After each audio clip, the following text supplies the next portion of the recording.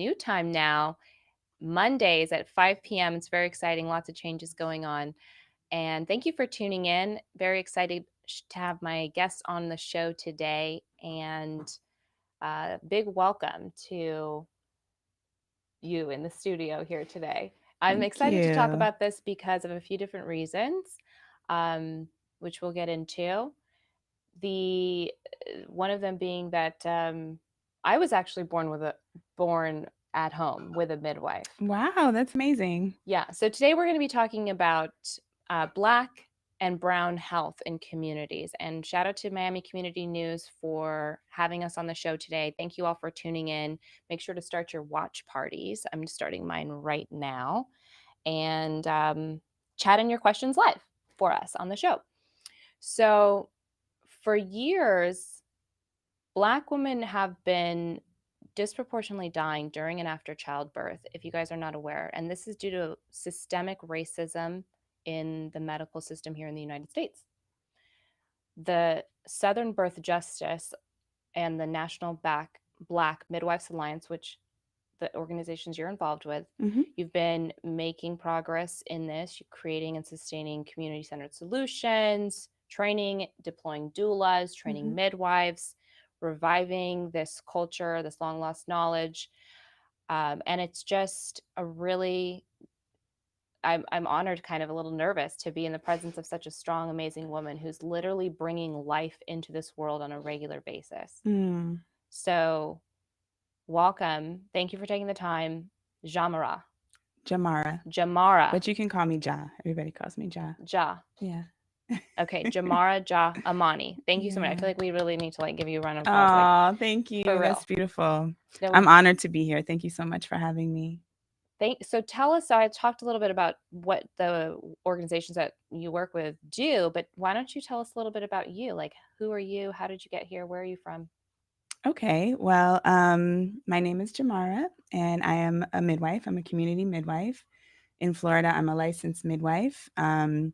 And I'm also a mother of four.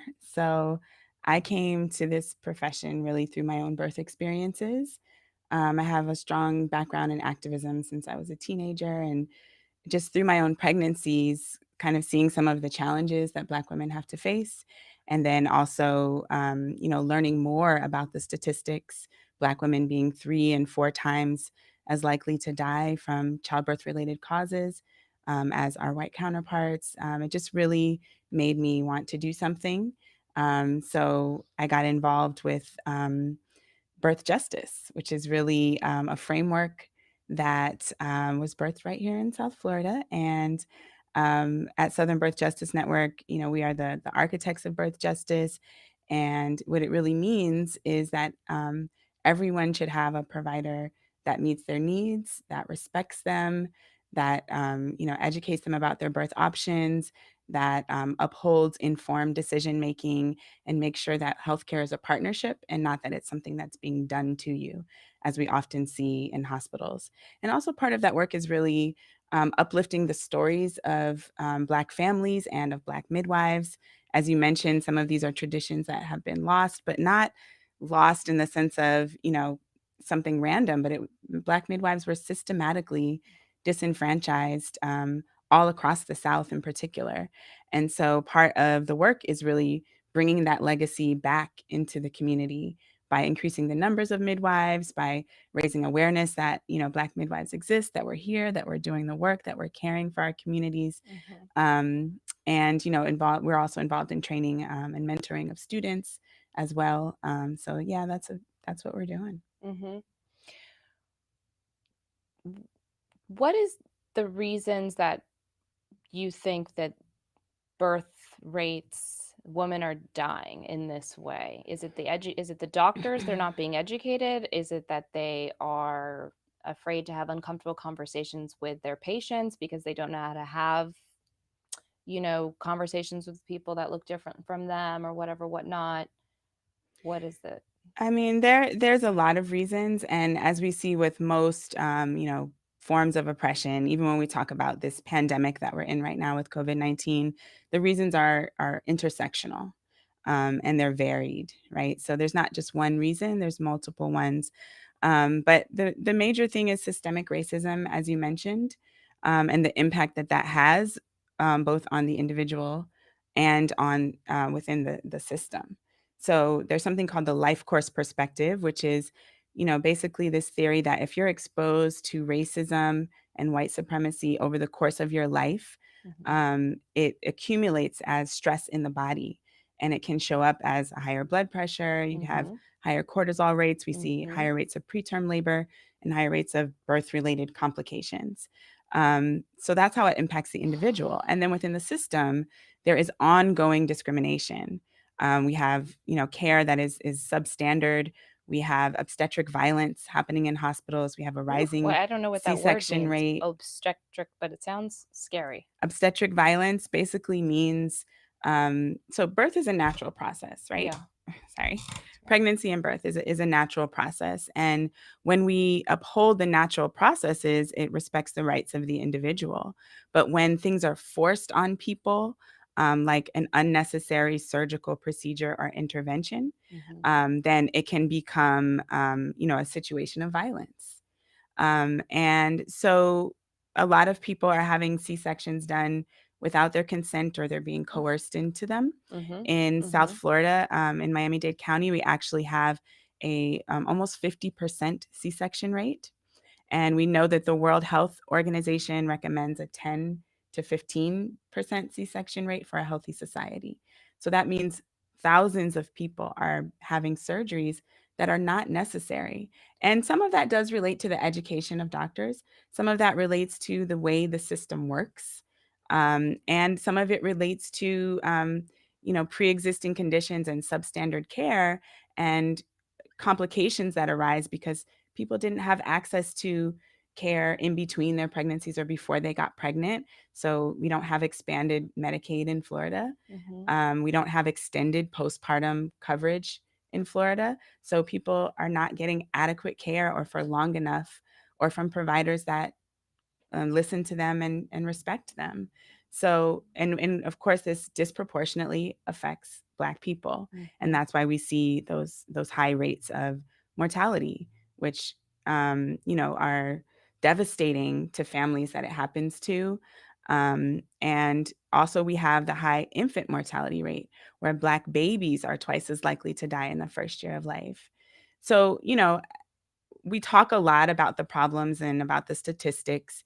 And what I really want to focus on, as we, move from just being focused on what's wrong Mhm. to what can we do, Yes. is the solutions. And we know that from research that midwives and doulas are really solution oriented. And when midwives and doulas are integrated into the healthcare system, we see outcomes improve. Mhm. And that's because the care is more holistic, it's more individualized, Okay. it's more respectful. Yeah. And when people know their rights and they can advocate for themselves, and they have a provider that respects them, you're going to see more quality care. You're going to see more shared decision making when it comes Mhm. to, okay, we have a complication or we have a situation, what needs to happen next. You see more people birthing at home and in birth centers because they choose to, and because their insurance covers it, and because they feel like that's the best place for them to be. And in Florida, we're really blessed because we do have insurance coverage for home birth and birth centers. So that's a really amazing thing and a huge step that Florida has taken to, ensuring reproductive health for all of its citizens. So, one of the things I want to highlight is the documentary that we're making about Black Mhm. midwives, Mhm. because Very exciting. yeah, I hope you get a chance to watch the trailers. I haven't watched the And trailer yet, but I'm going to. please do. You can find them at legacypowervoice.org.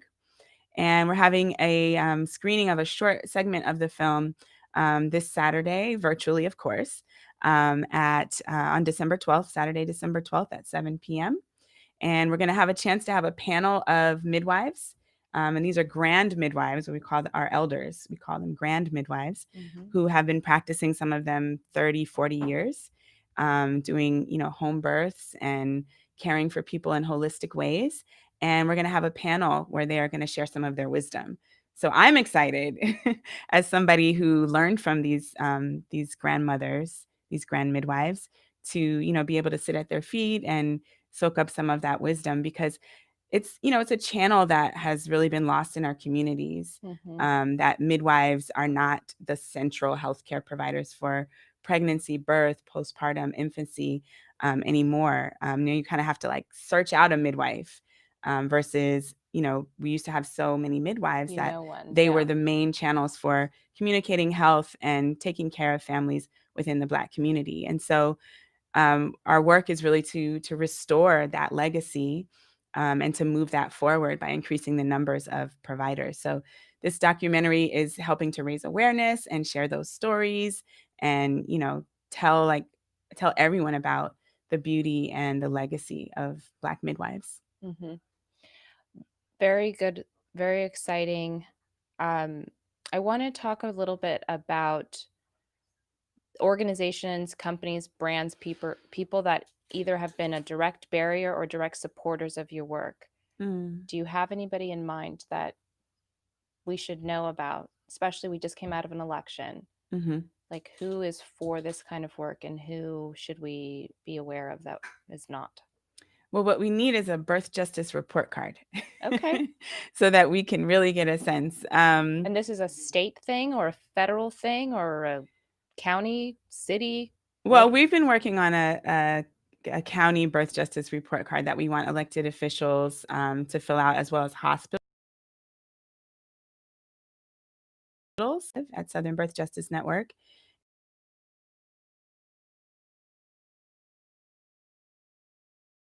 One can go to our website, southernbirthjustice.org, and download that. And it's really a tool, it's an advocacy tool. Individuals that are giving birth can use it when they go to their hospital or birth center. Doulas can use it when they're advocating for their clients. And what we really want is for hospitals, local hospitals, to adopt the Birth Justice Bill of Rights Mm-hmm. and to recognize it as we recognize that these are rights of people Yeah. who are giving birth in this facility. Put up the posters in the health centers, follow the Absolutely. things. And we want to start with the Jackson hospital system, because that's where most of people in Miami give birth. Okay. And then what about hospitals? Are they required to have a doula or a midwife on staff? They are not, but that is a great idea. They should be They required. should be required. Right now, doulas are not even allowed to go into hospitals to support their clients because of the COVID-19 pandemic. So many doulas are providing virtual support. Uh-huh. But conversely, a lot of people, as midwives, we've seen our practices, many of my colleagues and myself have seen our practices double and triple because there are Yes. more people seeking to have birth Yes. outside of the hospital, Of course. because they're not letting the doulas in, and also because people don't want the exposure to Yeah. COVID. If birth is not an emergency, right? If it's a natural event, if we know that it can be cared for holistically in a home setting, Yeah. if you're a healthy person, then there's no reason to go to a hospital unless you are having a complication or an emergency. So a lot of people are choosing out of hospital birth, which is either a birth center or home birth, because that is, they feel, the best option for their families. And so that's why we at National Black Midwives Alliance, really want to increase the numbers of providers so that that opportunity can be available to more families. It's amazing work that you're doing. As I think about when I'm going to have, hopefully, if I'm blessed, babies one day.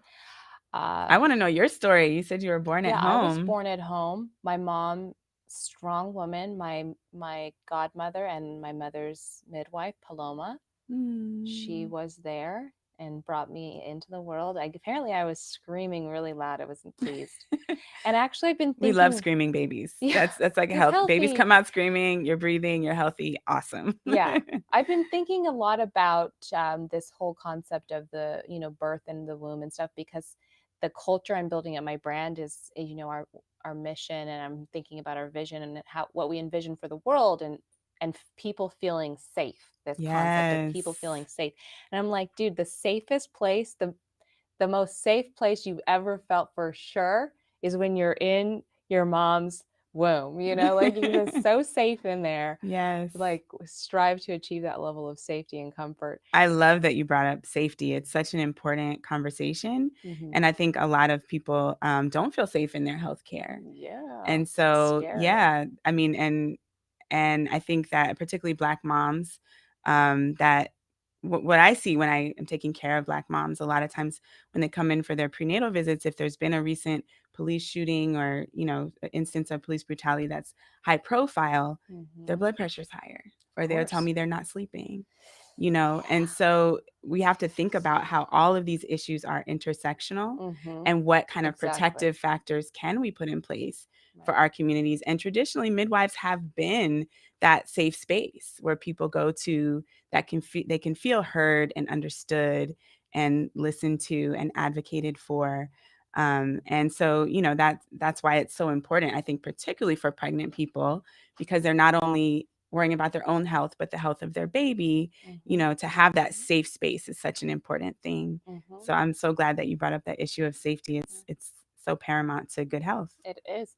Well, okay, if again, just to remind and recap, disproportionately due to systemic racism, Black and brown people are dying during and after childbirth at like alarming rates. This is a fact. If you can just Google it, like it's actually like pretty much no knowledge at this point. Hmm. But if those that are feeling compelled or upset by this knowledge, they're just Mm. now starting to become aware and woke to it, how do they support your work in your organization? So Or, definitely support Black midwives, support Black doulas. You can make a donation at southernbirthjustice.org. You can become a monthly sustainer. We have that option on our page. Please support the making of this documentary, Legacy Power Voice Movements in Black Midwifery. You can find out more information at legacypowervoice.org. As I mentioned, we're having a screening this Saturday of a short segment of the film and a panel of midwives. So please attend 7 p.m. Eastern Time on Saturday. You can get your tickets at legacypowervoice.org.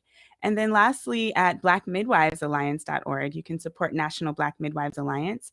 We provide mentorship to future Black midwives, to students, and also scholarship opportunities. You can become an ally member, even if you're not a midwife, just to support the work, and that's organizations and individuals. So Mhm. there's lots of ways to support this work. Well, thank you so much. It's really been honoring and I'm humbled to meet you and talk to you. Thank you for all the work that you're doing.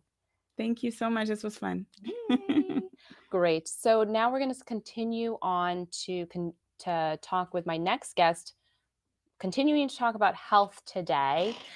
It's an important thing, especially with COVID, just all the time. We're in the open enrollment for Obamacare, and I'm really excited to welcome to the show Lorena Tomasini. She's the co-founder of Malm Insurance, and she's also the host of 12 Minute Talks podcast. She's a Miami girl. She's a sweetheart. She's a friend of mine, a colleague, and I'm so glad that you made time to come on today. I haven't seen you in forever. How are you? I'm doing good, Miriam. Thank you so much for having me here today. Yes, yes. Um, Tell me a little bit about your work.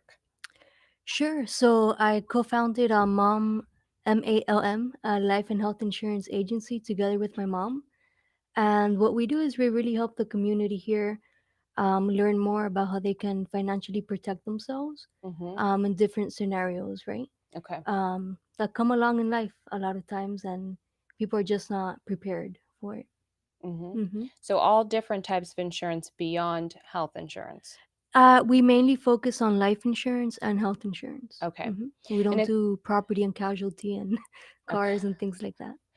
And I want to just circle it back, be real with people because we talk, we follow each other and such. And you're like, hey, you saw that I was doing the show. You were always so supportive of everything that I do.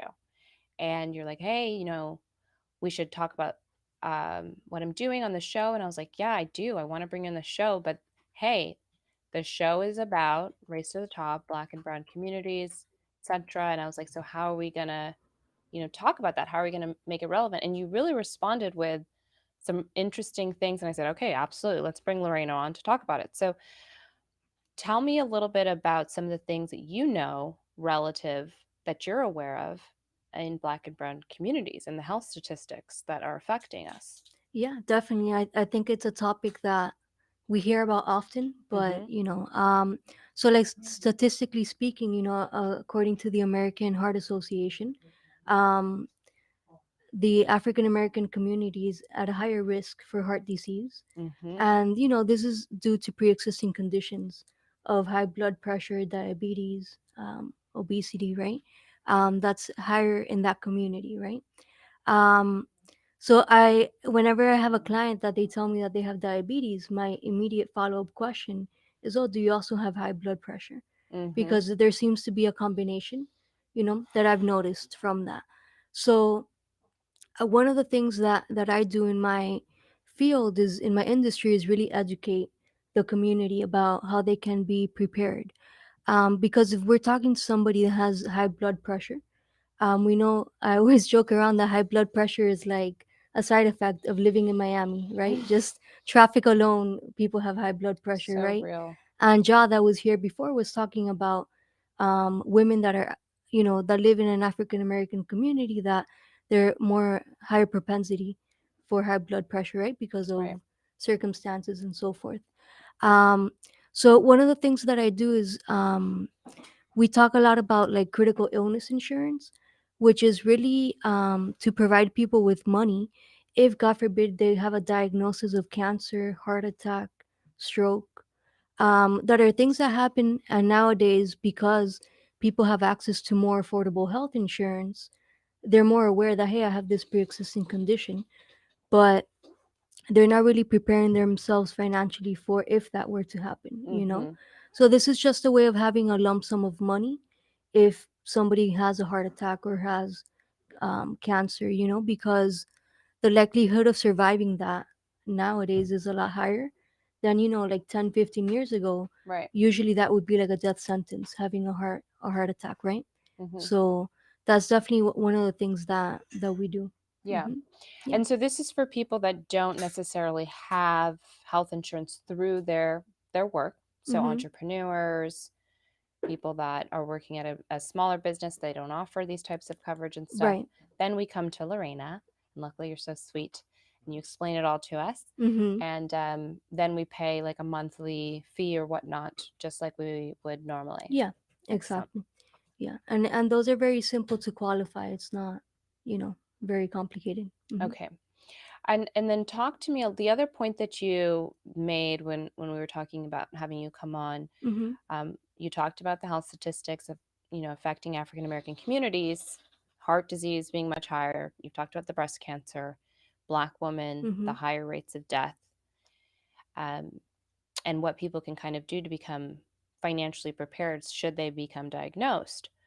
But what about this other point that you made about leaving a legacy for your family and increasing the racial wealth gap? Because that was another one that you mentioned. I Yeah. was like, well, let's talk about that. Yeah, I often hear about the racial wealth gap, Hmm. and through documentaries and stuff, I'm like, wow, I didn't think about that. Like, that back in the day, it was harder for people of color to buy homes in certain areas, right? So that already there creates a gap and, everything else.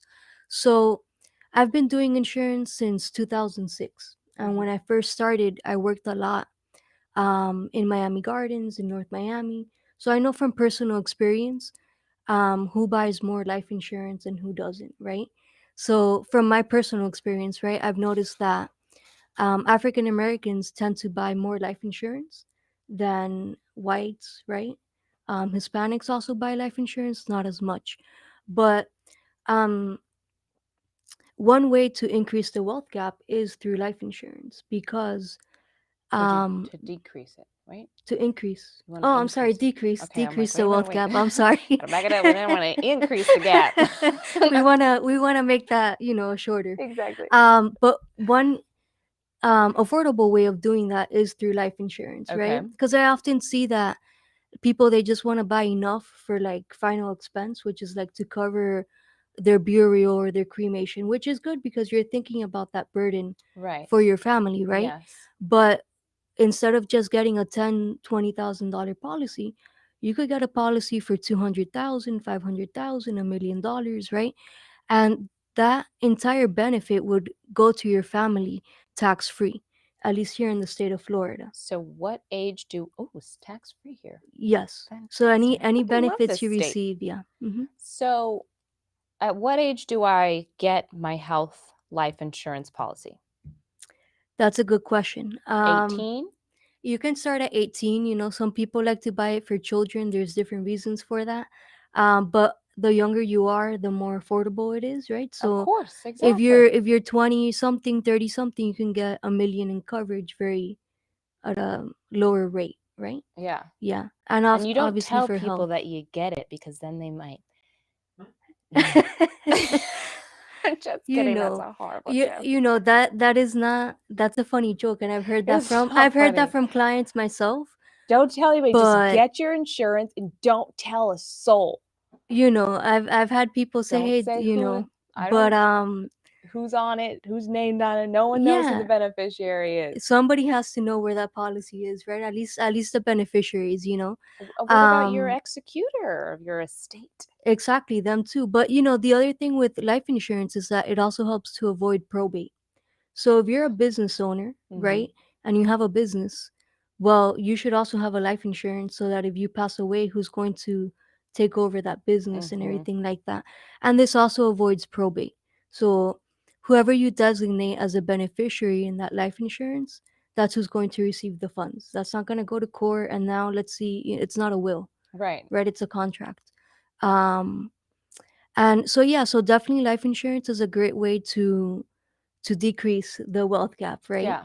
Um, and And as I could, it's also for also charities. something that people who are compelled right now, part of the movement, if you feel like, wow, I've really been privileged throughout my life, maybe consider signing your life insurance policy, a portion of it or whatever, whatnot, to someone that has been a victim of systemic racism in the United States of America. Let's start realigning these gaps with every single thing that we Right. can do. That's the kind of the sacrifices that I would like to see from people who say, oh, I'm woke or whatever, and da da da. Okay, well, let's Where's see the the life action? insurance policy document. Start signing it over, like give Yeah, some property well, away. definitely, because you can designate a charity as a beneficiary, Mm-hmm. right? So you can have, more than one policy if you want, one for your family, have another one for the charity, or split it, right? You Yeah. can do whatever you want with that. So yeah, Listen, that's everybody call definitely up great. Lorena, get a policy, and donate it to someone that looks Yeah. like me or. There you go. I always say people that like to like tithe at churches, I think Mm-hmm. that's great, but I always think when that person passes, that money's not going to be there for that church, for example, right? Mm-hmm. So that's a very easy way to leave the funds. Excellent. And it's very important to kind of think about these kind of things right now during this time of year because of Obamacare and what is Yeah, the so issues, the so the open deadlines. enrollment period for Okay. health insurance, right, which is a great way to look at, hey, what pre-existing condition you might have, or preventive care, which is really important. That ends now in December 15th. Okay. So It's we right around the have, corner. a few days to get that done. And it takes me literally 5-10 minutes to get some information from the person and give them a quote. And that's all based on income and the family size. So I always say, don't go based on what you hear out there in the news, your friends, your neighbors, right? Really make an informed decision for you and your family, because that's what it's about at the end of the day, Yeah. Mm-hmm. So, how can people get in touch with you about Sure. this So the important best stuff? way is they can call me or send me a text at 786-236-1792, or they can visit my website at www.malmins.com. And it's a family owned company too, right? Correct. I work together with my mom. I love that. I want to Yeah. meet her someday. Well, thank you, Lorena, for coming on the show today. And thank you all for tuning in. Thank you to Miami Community News for sponsoring this program. And please come back. We're Mondays now at 5 p.m. Next week, we're chatting with RJ Wolf and another amazing guest, Ketchy, who you guys might remember from earlier in the show. Thanks so much. Have a great day.